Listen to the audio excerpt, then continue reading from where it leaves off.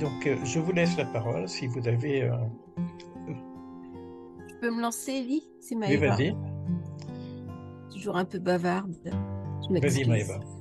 J'ai une question qui est depuis tout à l'heure sur la dernière vidéo que j'ai vue qui m'interpelle. Et je reviens au début. Euh, Ma question, elle vient par rapport aux gens. C'est ce dont tu as parlé au niveau du début de l'échange par rapport aux thérapeutes. Oui, Comment est-ce qu'on peut aider les gens oui. qui vont être dans la tourmente? Mais ça, c'est vraiment une formation nécessaire, quoi. Parce qu'il y a quelque chose de nouveau. On a pu parler des souffrances, on a pu parler de la mort, etc., en tant que thérapeute. Mais là, il s'agit de l'horreur, quoi. Ça a existé, mais bon, on l'a pas vu jusqu'à présent. Mais là, on l'a vu.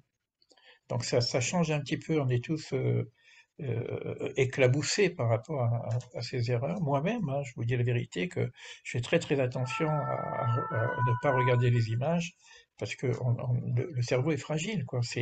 On a touché à un point où le cerveau ne peut plus emmagasiner.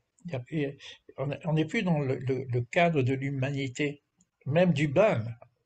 Un mal, c'est un mal. Mais là, on n'est plus dans ce cadre-là. Donc même ce qu'on avait comme outil de travail pour parler de souffrance et d'accompagner les gens dans la souffrance, etc. Aujourd'hui, c'est vraiment autre chose. Et je me pose la question pour répondre à ta question, Maëva, c'est qu'à un moment donné, dans les outils de travail pour apporter un soulagement, euh, euh, c'est qu'est-ce qui s'est passé au-delà de la nature. Évidemment, on a toujours besoin des éléments concrets, classiques, de ce que nous avons déjà vu, que ce soit le coaching existentiel, que ce soit au niveau de la cabale existentielle, mais ça ne va pas suffire. Il faut qu'on soit comme si on est connecté à un monde invisible quelque part, moi aujourd'hui, ces derniers temps, j'ai que du hasard.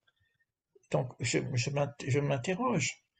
Je dis, bon, c'est quand même étonnant que j'ai ça, j'ai ça, donc il y a une synchronicité.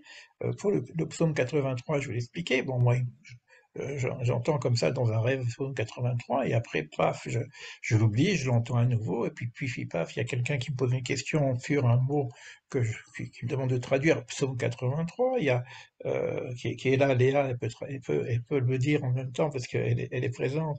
Le même jour, Léa, elle reçoit quelqu'un qui dit, elle m'envoie un petit mot, tiens, c'est marrant, parce que on me demande un livre, de relire un livre, et puis ça parle du psaume 83. C'est quoi ce psaume 83? Et quand je le lis, ça parle de ce qu'on est en train de vivre. Je prends ce livre, ça parle de ce qu'on est en train de vivre. Alors, à mon niveau, je commence à faire des synchronicités.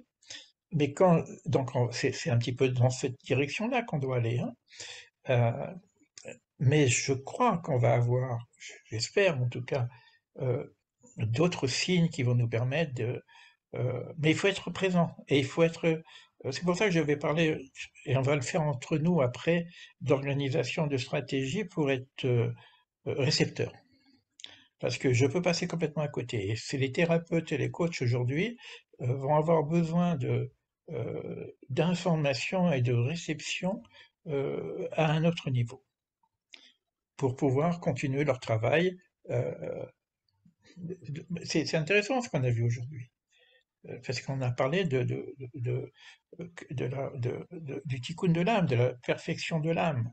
C'est-à-dire qu'aujourd'hui, mon âme est brisée quelque part. Mon cœur, mon âme est brisée. Et donc, cette réparation de l'âme, elle va demander un certain travail. Et ça va commencer par nous-mêmes. C'est-à-dire ce que dont tu viens de parler, Maëva, c'est-à-dire que c'est quelque chose qu'on doit travailler sur nous-mêmes et l'intégrer à l'intérieur de nous-mêmes. À ce moment-là, on aura le flux, l'influx pour pouvoir continuer un travail qui va dépasser un petit peu le coaching existentiel pour arriver à quelque chose qu'on avait déjà parlé, hein. On avait parlé du coaching d'âme, des choses comme ça. Pratiquement aujourd'hui, on ne va plus parler avec des personnes humaines. La guerre ici, elle nous explique que, parce que c'est un rapport aussi avec la mort, euh, on va parler avec des âmes, parce que c'est les âmes qui sont brisées. C'est plus les cœurs qui sont brisés, c'est les âmes qui On a dépassé, et c'est marrant parce qu'il y a encore une synchronicité avec tout ce qu'on a déjà vu jusqu'à ce que je ne sache pas. Bah, là, on ne sait pas, donc il nous faut bien quelque chose. C'est-à-dire alors, il va y avoir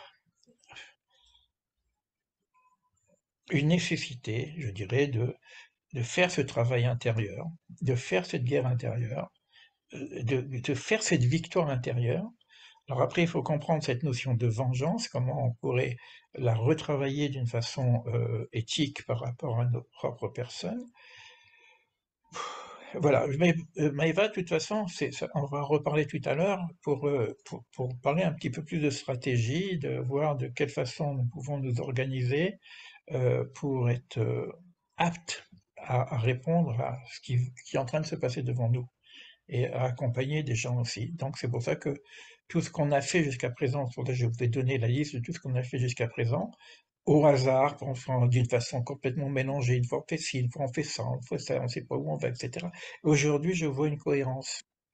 Je vois une cohérence qui ferait que là, on doit l'unité encore. On doit rassembler les morceaux pour retrouver une cohérence et que cela soit, ça soit vraiment un véritable groupe de travail, quoi. Donc, j'y ai pensé, on y pense, de créer un groupe de travail par rapport à ça.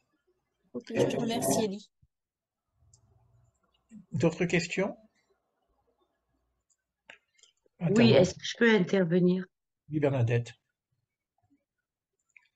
Donc, je vais parler à partir des événements.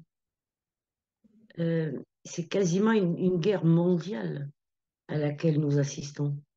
Euh, Parce que si c'est- on voit ces malheureux otages, on voit bien qu'il n'y a pas que des Israéliens. C'est Il y a des ça, c'est ça. Français, C'est il très y a fort, des hein. Américains, Ouais. il y a Ben, il des y a- Russes, il y a des Coréens, oui, il y a des Ukrainiens.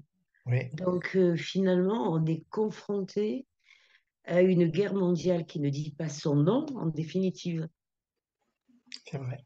qui ne dit pas son nom. Mm. Mais donc finalement, euh, cette guerre intérieure, elle est aussi une guerre extérieure. Je ne sais pas si je me fais comprendre. C'est-à-dire que je ne peux pas me réparer seulement moi, parce qu'en me réparant quelque part, je répare aussi le monde. C'est ça que je veux dire. Alors, non, c'est très bien. D'abord, c'est vrai qu'on est dans une guerre mondiale qui va avoir une forme mondiale extérieure aussi, mais aujourd'hui, on sait qu'Israël est un microcosme du monde. La preuve, c'est qu'on a toutes les nations dedans. Du fait de l'exil d'Israël, de la diaspora d'Israël plutôt, parce que Israël a été réparti dans le monde entier, le retour d'Israël, c'est le retour aussi en même temps des nations, sur un point central. C'est comme ça Israël, hein. Israël, il y a toutes les cuisines, il y a tous les mondes, etc. On retrouve pratiquement les 70 nations de la même façon. C'est pour ça que l'Égypte est importante. De la même façon qu'il y a 70 familles qui sont parties en Égypte. Pourquoi 70? Parce que ça correspond à 70 nations. Donc Israël fait bien le tikkun, fait le microcosme de l'humanité.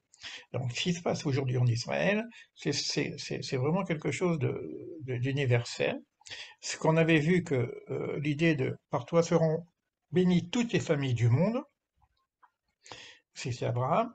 Donc il y a aussi encore une question d'universel. Ça s'est passé, cette guerre-là s'est passée à Sukkot. Sukkot qui est une fête universelle où on fait le sacrifice pour les 70 nations, avec le summum qui était donc de Simchat Torah.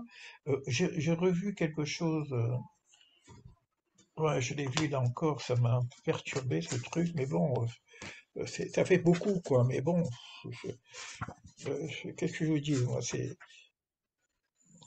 voilà, je l'ai là, de cette guerre dont je vous ai parlé.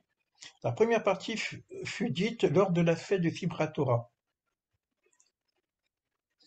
Donc il y a un enseignement qui est donné par le Rabbi de Loubavitch à Simchat Torah également. Et après, juste Noir, l'arche de Noé, etc. Donc il y a, et vous avez vu, bon, il y a beaucoup de commentaires aujourd'hui, il y a beaucoup de rapports entre les lectures bibliques et ce qui se passe. Et pour revenir à ta réflexion, c'est plus une réflexion qu'une question. Si on maintenant parle de guerre, de travail intérieur, ça change un petit peu. Ça veut dire que je devrais retrouver à l'intérieur de moi-même en tant que microcosme l'humanité. Pas ma petite personne, mon petit âme et ma petite réparation, comme on a fait jusqu'à présent, aussi bien au New Age ou même aux réalisations de soi ou voilà, donc l'éveil, etc. On n'en est plus là. C'est-à-dire que le travail aujourd'hui, on est très sensibilisé. Il y a pas, il y a, quand on regarde n'importe quelle personne, qu'elle soit ukrainienne, qu'elle soit japonaise, qu'elle soit Israël, qu'elle soit n'importe laquelle, on est, pouf, on en prend plein le visage. Parce que c'est nous. Nous sommes cet univers. Ça veut dire qu'aujourd'hui, le travail qu'on doit faire aussi au niveau intérieur, c'est de trouver à l'intérieur de nous-mêmes cet universel, c'est-à-dire les 70 nations, les 70 familles. C'est pas mal comme idée, tu vois. Donc, j'ai pas encore on travaille comme ça, c'est intuitif, hein, ce qu'on sort, hein. Euh, mais si je suis sensibilisé que par que par ma collectivité ou ma communauté, ben, on passe à côté. Donc il y a quelque chose aujourd'hui dans les outils de coaching essentiels et non plus existentiels, puisqu'on a dépassé l'existentiel, parce que l'existence c'est ma propre existence, c'est mon espace. L'existence, ça me demande une place, alors que l'essence, c'est au-delà de toute forme d'espace. On n'est plus dans l'existence. Et c'est peut-être qu'il y a un travail à faire là-dessus, Bernadette, hein, pour rebondir sur ce que tu dis.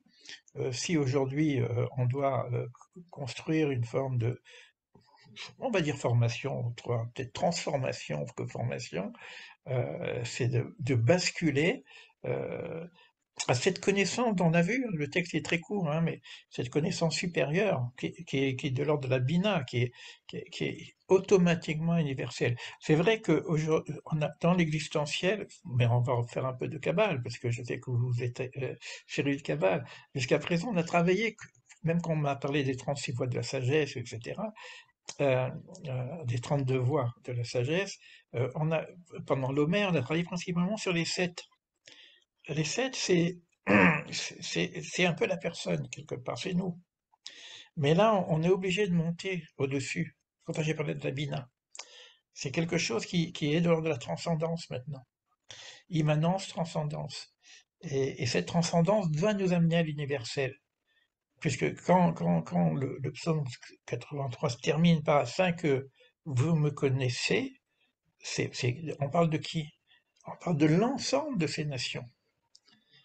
Quand on parlait que l'Égypte, c'est à la fin, que la servante pouvait connaître Dieu, mais en même temps, Pharaon lui-même, qui représente l'universel de l'époque. Donc il y a quelque chose qui va dans ce sens. Mais bon, ça peut être, ça peut rentrer dans un programme de travail. D'autres choses sur cet échange?